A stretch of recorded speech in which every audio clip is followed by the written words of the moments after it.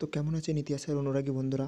আশা করছি আপনারা সকলে ভালো আছেন। আমি হিস্ট্রি হল। আজ আমি আপনাদের জন্য নিয়ে এসেছি 1929 থেকে 30 সালের অর্থনৈতিক মহামন্দা সম্পর্কে একটা সংক্ষিপ্ত বড় প্রশ্ন এবং তার উত্তর, যা আমি কিছুক্ষণ পরেই আপনাদের সঙ্গে আলোচনা করব। যদি এই নোটটার পিডিএফ চান তাহলে অবশ্যই আমাদের অফিসিয়াল ওয়েবসাইট হিস্ট্রি হলে যোগাযোগ করতে পারেন।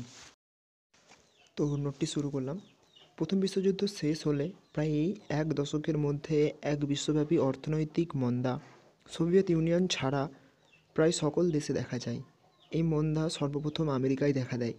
আমেরিকার শেয়ার বাজারের ধাম মান্দার সূচনা হিসাবে গণ্য করা হয়ে থাকে। 1929-এর 28শে অক্টোবর কালো বৃহস্পতিবার নামে পরিচিত। শেয়ার মালিকরা আতঙ্কগ্রস্ত হয়ে শেয়ার বিক্রি করতে থাকে। সেদিন 30 মিলিয়ন শেয়ার কেনাবেচা হয়। 29শে অক্টোবর মঙ্গলবার আরও 13 মিলিয়ন শেয়ার হাত বদলায়। ওয়াল স্ট্রিটের শেয়ার মার্কেটে হাহাকার দেখা যায়। লক্ষ লক্ষ মানুষ তেজিভাব দেখে শেয়ারের বাজারের অর্থ বিনিয়োগ করেছিল। তারা সর্বস্বায়ত্ত হয়ে পড়ে। মার্কিন ব্যাংকগুলি শেয়ার বাজারে বহু টাকা লড়ি করেছিল। তার বিশাল আর্থিক ক্ষতির সম্মুখীন হয়। মানুষের ধারণা হয় ব্যাংক অপেক্ষা নিজের বাড়িতে টাকা রাখা অনেক বেশি নিরাপদ। এই ধারণা লক্ষ লক্ষ মানুষ ব্যাংক থেকে তাদের টাকা তুলে নেওয়ার জন্য ছুটতে থাকে। ব্যাংকগুলিতে অত টাকা ছিল না, ফলে ব্যাংকগুলিরও দরজা বন্ধ হয়ে যায়।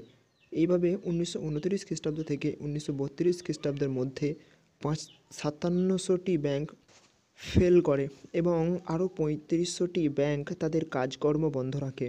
2 মাসের মধ্যে মার্কিন বিনিয়োগকারীদের $40 মিলিয়ন হারায় এবং ব্যাংক ব্যবস্থা ভেঙে পড়ার অমানতকারী অনগণ সর্বদান্ত হয়।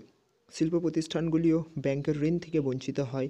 তাদের উৎপাদিত দ্রব্য বিক্রি না হওয়ার ফলে কারখানাগুলিও একে একে বন্ধ হয়ে যায় এবং কারখানার শ্রমিকরা বেকার হয়ে পড়ে।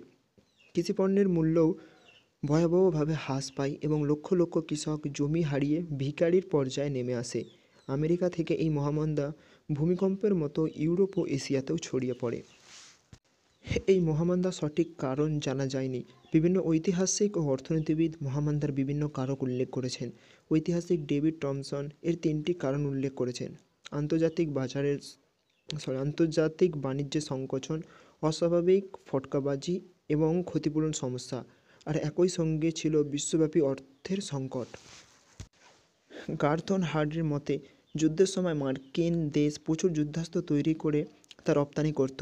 যুদ্ধ শেষে এই অস্ত্র রপ্তানি বন্ধ হলে মার্কিন ভারী শিল্পে দারুণ আঘাত পড়ে। লোহা ও কয়লা শিল্পের ওপর তাদের প্রভাব পড়ে। এছাড়া যুদ্ধের সময় থেকে বিভিন্ন ভোগ্যপণ্য, খাদ্যশস্য ও শিল্পদ্রব্য মার্কিন দেশ ইউরোপকেও রপ্তানি করত।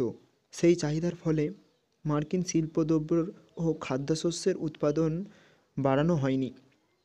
এই যুদ্ধের শেষে ব্রিটেন, ফ্রান্স প্রভৃতি দেশ তাদের নিজ নিজ শিল্প ও খাদ্য উৎপাদনের ওপর জোর দিলেও আমেরিকার রপ্তানি বাণিজ্যে ঘাটতি দেখা দেয়।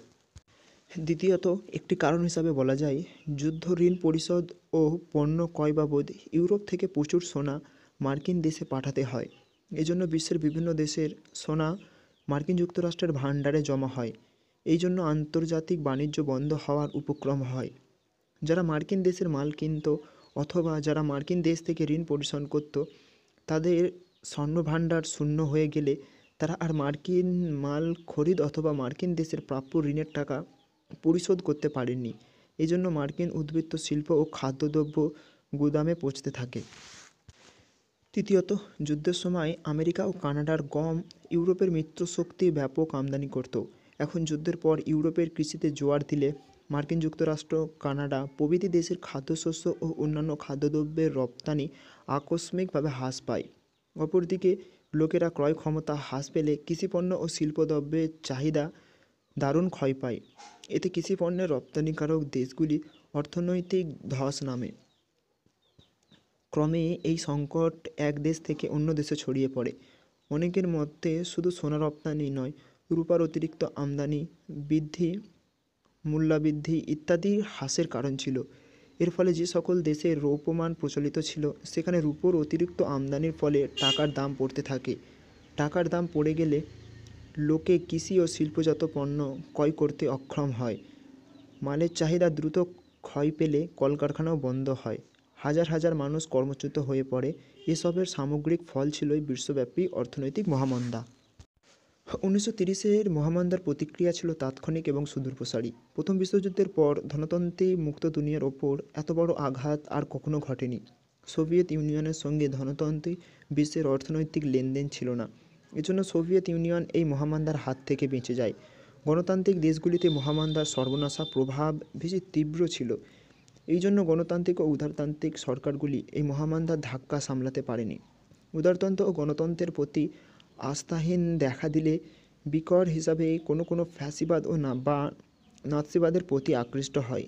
কোনো দেশ বলশেভিক সাম্যবাদের প্রতি আকৃষ্ট হয়। মধ্যবিত্ত শ্রেণী, যারা ছিল গণতন্ত্রের প্রধান স্তম্ভ, তারা এই জার্মানি প্রভৃতি দেশে আশাহত হয়। এই জন্য একনায়কতান্ত্রিক একদলীয় শাসনের দিকে ঝুঁকে পড়ে। অপরদিকে বহু মধ্যবিত্ত ও শ্রমিক সাম্যবাদের মধ্যে মুক্তির পথ খোঁজে। জার্মানির ক্ষেত্রে এই মহামন্দার ফল ছিল ভয়াবহ। একই বিশ্বযুদ্ধে অর্থনৈতিক ধস ও ক্ষতিপূরণের বোঝায় জার্মানি ছিল ডুবন্ত অবস্থায়। ডাউয়েজ ও ইয়ং পরিকল্পনার দ্বারা জার্মানিতে মার্কিন ঋণের প্রবাহ বইলেও জার্মানি তাতে কিছুটা ক্ষতিগ্রস্ত হয়। জার্মানির ভাইমার প্রজাতন্ত্রের প্রতি জার্মান জনসাধারণের আস্থা বিনষ্ট হয়। এই মন্দার ধাক্কা থেকে বাঁচতে জার্মানি ও অস্ট্রিয়া উভয় দেশগুলি শুল্ক জোট গঠন করে। কিন্তু ফ্রান্স তার নিরাপত্তার আশঙ্কার এই জোট গড়ার বিরোধিতা করে। অস্ট্রো জার্মান অর্থনৈতিক জোট ভেঙে গেলে জার্মানির অর্থনৈতিক দুর্দশা, মুদ্রাস্ফীতি চরমে ওঠে। ভাইমার প্রজাতন্ত্রের পতনের শেষ ঘণ্টা বেজে যায়। নাৎসি সেনা হিটলার 1933 খ্রিস্টাব্দে ক্ষমতা দখল করে।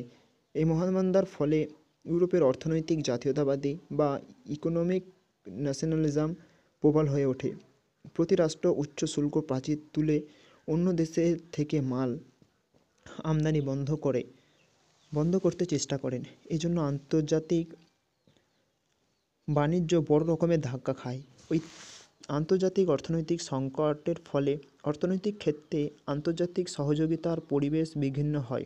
ঐতিহাসিক এইচ কার স্বাভাবিকভাবেই মন্তব্য করেছেন যে 1933 খ্রিস্টাব্দে যখন অর্থনৈতিক দুর্যোগের মেঘ কেটে যেতে শুরু করে, ঠিক সেই মুহূর্তে রাজনৈতিক পরিপন্থী অন্ধকারাচ্ছন্ন হয়। তাই যখন মহামন্দার ধাক্কা বিভিন্ন দেশে বিপর্যস্ত, তখন সেই সুযোগকে কাজে লাগিয়ে জাপান মঞ্চোরিয়া আক্রমণ করে এবং জাতিসংঘ থেকে বেরিয়ে আসে।